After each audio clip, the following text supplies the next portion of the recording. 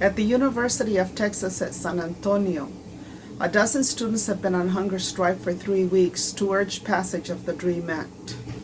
On November 11, 2010, they pledged to continue to strike until Senator Kay Bailey Hutchison met to discuss the federal law that would give undocumented a path to citizenship.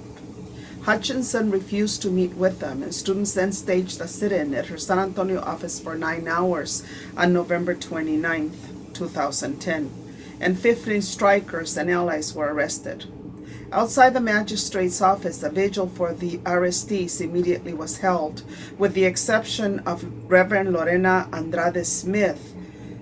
All were released at varying hours of the next morning. On December 2nd, about 75 people weathered the cold in front of the jail annex to lend support to Reverend Andrade Smith, after which a student convened a meeting with the community at the UTSA downtown. Along with reports and updates from the student organizations, Dr. Walter Wilson, an assistant professor of political sciences, provided the result of a survey he administered at the UTSA campus to over 700 students on the Development, Relief, and Education for Alien Minors Act, the DREAM Act, that would place undocumented immigrants who arrived in the United States as minors with a path to legal residence if they graduate from high school, stay out of trouble, and either serve in the military or attend college. By a ratio of more than 8 to 1, UTSA students support proposals to give individuals who meet the requirements the opportunity to become legal residents. Democrats and Latinos were most likely to support DREAM Act provisions.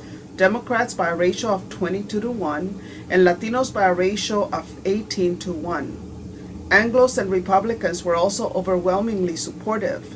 White respondents supported DREAM Act provisions by a ratio of 5 to 1, and Republican respondents supported DREAM Act provisions by a ratio of more than 3 to 1, according to Dr. Wilson.